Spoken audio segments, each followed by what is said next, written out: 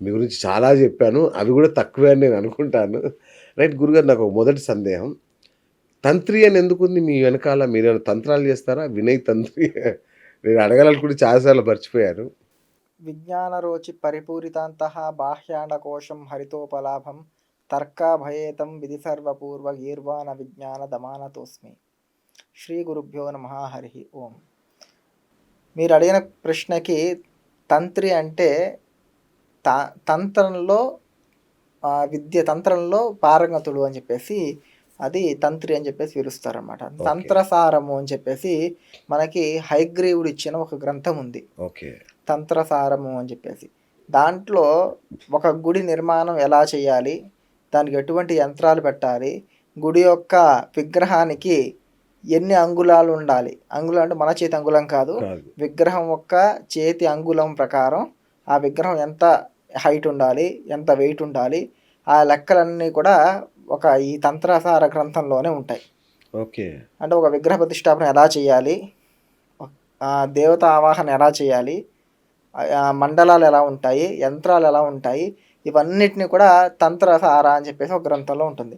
ఆ గ్రంథాన్ని ఎవరైతే అధ్యయనం చేస్తారో వాళ్ళని తంత్రులు అని చెప్పేసి పిలుస్తారు. ఓకే. అది మా కుటుంబ పూర్వీకులందరూ కూడా ఆ గ్రంథంలో పారంగతులుగా ఉండేవారు కాబట్టి వాళ్ళని తంత్రులు అని చెప్పేసి పిలవడం అనేది జరిగింది. ఓకే. అది మా ఇంటి పేరుగా తర్వాత కాలంలో ఇంటి పేరుగా కూడా అది వచ్చిందనమాట. ఓకే.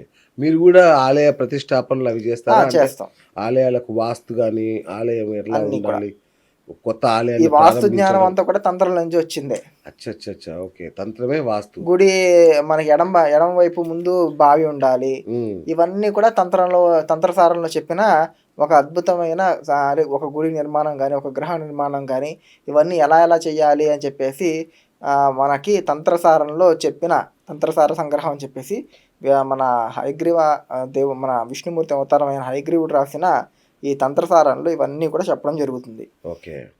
ఈరోజు దుఃఖకరమైన విషయం ఏంటంటే మహా పండితులైన మన చాగంటి కోటీశ్వరరావు గారు కూడా ఈరోజు ఏం చెప్తున్నారంటే మీరు వాస్తు నమ్మొద్దు, జ్యోతిష్యం నమ్మొద్దు అని చెప్తున్నారు. అవును. అవి వేదం యొక్క అంగాలు, వాటి కోసమే మనకి జనాలకు అందాలని చెప్పి ఉద్దేశంతోనే ఆ భగవంతుడు రాశాడు. ఎందుకంటే ఆయనకు తెలిసింది ఆయన పెట్టుకోవచ్చు కదా.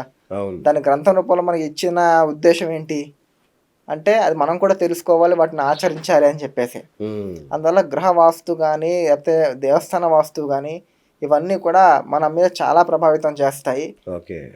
అలాగే ఆర్థికంగా కానీ లేకపోతే ఆరోగ్యపరంగా కానీ ఈ వాస్తుశాస్త్రం అనేది కూడా మనకి చాలా ముఖ్యమైన పాత్ర పోషిస్తుంది. ఓకే. వాళ్ళ జాతకాలు ఎంత బాగున్నా సరే వాళ్ళు ఉండే వాస్తు సరిగ్గా లేకపోతే దాని ప్రభావం అనేది ఖచ్చితంగా వాళ్ళ మీద ఉంటుంది. ఓకే. అందువల్ల జాతకం ఎంత ముఖ్యమో అలాగే వాస్తు వాళ్ళ ఆఫీసు కానీ వాళ్ళ ఇంటి వాస్తు కానీ అది కూడా అంతే ప్రాముఖ్యతని పొందుకొని ఉంటుంది. ఓకే. గురుగారు మీరు అంటే ప్రస్తావించారు గాబట్టి చాగంటి వారు గాని, ఇంకొక పెద్దాయన ఉన్నారు గదా! గరికపాటి వారు గాని, ఈ మధ్య అంటే చాలా జనరలైజ్ చేసి వేదాన్ని అంటే ఈ వేదాల్ని, శాస్త్రాల్ని పట్టించుకోవాల్సిన అవసరం లేదు అన్నంతగా మాట్లాడేస్తున్నారు వాళ్ళు. దాన్ని ఎట్లా తీసుకోవాలి గురుగారు వీళ్ళిద్దరిని? వాళ్ళు చెప్పే సందర్భం ఉద్దేశం వచ్చింది కాబట్టి అడుగుతున్నాను. వాళ్ళ ఉద్దేశం ఏదుందో అది మనకి తెలియదు. కానీ వీడియోలు చేసేవాళ్ళు మాత్రం దాన్ని ఎక్కడెక్కడికి కట్ చేయాలో కరెక్ట్‌గా అక్కడే కట్ చేసి జనాలకి తప్పుడు ప్రచారం వచ్చేలా చేస్తున్నారని చెప్పేసి నా ఉద్దేశం. లేదు వాళ్ళే చెప్పారంటే వాళ్ళు దాన్ని ఒకటా వాళ్ళకి తెలియక చెప్పుండొచ్చు. లేకపోతే అహంకారంతో మేము ఏది చెప్పినా సరే జనాలు వింటారు అని చెప్పేసి అహంకారంతో అయినా వాళ్ళు చెప్పుండాలి. ఎందుకనంటే శాస్త్రానికి విరుద్ధంగా వెళ్ళింది ఏదైనా సరే అధర్మమే. వేదాలకి విరుద్ధంగా ఏది వెళ్ళినా సరే అది అధర్మమే. వేదాలకు విరుద్ధంగా లేనిది ధర్మం. ఏదైతే వేదాలకి విరుద్ధంగా వెళ్తుందో అది అధర్మం అని చెప్పేసి స్పష్టంగా చెప్పారు. Right sir. ఇంకొకటి ఇప్పుడు గరికపాటి వారు జీన్స్ వేసుకోవడం కానీ, సెల్ఫీలు దిగడం ఇట్లాంటి ఆధునిక పోకడల్ని వాళ్ళు విపరీతంగా విమర్శిస్తారు. ఆధ్యాత్మికతకు ఈ వస్త్రధారణకి ఏమైనా సంబంధం ఉంటుందా గురుగారు? ఆధ్యాత్మికకి వస్త్రధారణకి సంబంధం ఉంటుందా అంటే కొన్ని చోట్ల అంటే ఎక్కడ పాటించాలో అక్కడ పాటించాలి. ఎందుకనంటే మనకి వస్త్రాల్లో ఏకవస్త్రము అని చెప్పేసి అంటాం.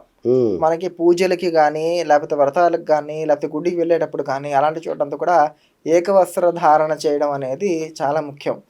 ఎందుకనంటే వాస్తవికంగా ద్వివస్త్రధారణ అంటే 2 గుడ్డల్ని అతికించి కుట్టడం వల్ల సమస్య ఎక్కడ అవుతుందంటే అది తడవదు. ఉమ్. ఆ కుట్లు ఉన్న చోట గుడ్డ అనేది తడవదు కాబట్టి అది మైల ఉంటుంది. అచ్చచ్చా. ఎప్పుడైతే గుడ్డని ఏ గుడ్డనేమని వాళ్ళు కట్ చేసి దాన్ని మళ్ళీ కుట్టారంటే ఆ గుడ్డ మైల పడింది అని అర్థం. ఓహో. ఈ జీన్సే కానీ వాళ్ళు చెప్పినట్టు జీన్స్ మాత్రమే కాదు, నా లెక్కన షర్ట్ వేసుకోవడం కూడా ఒక రకంగా మైలలో ఉన్నట్టే. ఉమ్. అందుకే వేదాలు చెప్పేటప్పుడు చాలామంది ఈరోజు సమాజంలో నేను చూస్తుంటాను, వేదాల్ని షర్ట్ వేసుకుని చెప్తున్నారు. అది అవును. చాలా పెద్ద దోషం, వేదాలను అవమానించినట్టే అది. ఓకే. కారణం ఏంటంటే షర్ట్ వేసుకోవడం అనేది అది మైలలాగానే. దానికి కారణం కూడా చెప్తున్నాను. ఆ దారాలు కుట్టిన ప్లేస్ మీరు ఎంతసేపు నానబెట్టినా సరే నీటిలో ఓకే. ఆ దారాలు కుట్టిన జాగాలో అది తడవదు. ఓకే. అందువల్ల అంత కొంచెం తడవకపోయినా సరే బట్ట మొత్తం మైల లెక్కలోకే వస్తుంది. ఉమ్. అలాంటి మైల వస్త్రాలను వేసుకుని మీరు దేవుడి పూజ అవన్నీ చేయడం అనేది కరెక్ట్ కాదు. ఓకే. అందుకని పంచలో ఎక్కడ కూడా కుట్లు ఉండవు. అవును, కరెక్ట్. దాన్ని ఏకవస్త్ర అని పిలుస్తారు, ఒకే వస్త్రంతో అల్లుతారు దాన్ని. అచ్చచ్చా. అందువల్ల పంచ వేసుకోవడం వల్ల అది మైల కాదు, అది మడి అని చెప్పేసి చెప్పడం అనేది జరుగుతుంది. పట్టు పంచ కూడా అంతే. కానీ ఈరోజు దానికి కూడా జిగ్జాగ్ చేస్తాం. జిగ్జాగ్ చేస్తే మైలి కాదు, అది మడి కాదు. మళ్ళీ జిగ్జాగ్ చేస్తే మళ్ళీ అది మైలనే. అంతేగా. జిగ్జాగ్ చేయని వాటిని మనం మడి వస్త్రాలుగా పరిగణించబడుతుంది. ఓకే. ఇంకోటి గురుగారు, ఆ మధ్య గరికపాటి వారు చిరంజీవి గారిని కూడా వేదిక మీద పట్టుకొని దులిపేశారు. అంటే ఇట్లాంటి ఆధ్యాత్మికవేత్తలకు ఇంత ఆగ్రహం, ఇంత నిగ్రహం కోల్పోవడం లాంటివి ఉంటే దాన్ని ఎట్లా తీసుకుంటారు యూత్ కానీ మనం కానీ ఎలా తీసుకోవాలి అసలు? అరిషడ్ వర్గాల్ని జయించిన వాళ్ళే నిజమైన కదా. ధర్మిష్ట, Yes. నిజమైన ధర్మాత్ముడు, నిజమైన పండితుడు అని చెప్పేసి చెప్పడం జరుగుతుంది. అవును. మన ధర్మం అధర్మం అంటే ఏంటంటే రెండు, ఒక రోడ్డుకి రెండు అంచులు ఉంటాయి కదా. ఒక రోడ్డుకి ఇటు ఒక కొన ఉంటుంది, అటు ఒక కొన ఉంటుంది. అవును. ఒకటి శాంతి, ఇంకోటి శ్రద్ధ అని చెప్పేసి చెప్తారంటే, ఒకటి శ్రద్ధ ఉండాలి మనం చేసే పనిలో, ఎప్పుడు కూడా మనం శ్రద్ధ పెట్టి ఆ పని చేయాలి, అది దేవుడి పూజ అని చెప్పేసి. ఇంకోటి శాంతంగా ఉండాలి. ఇవి రెండు లేని మనసు ఎప్పుడు కల్మషంతో ఉంటుంది కదా. ఎప్పుడైతే మనసు కల్మషం అవుతుందో అక్కడ దేవుడి స్థానం ఉండదు. ఎందుకనంటే గిన్నె కడగకుండా మనం దాంట్లో పాలు పోసి కాస్తే ఆ పాలు కూడా విరిగిపోతాయి.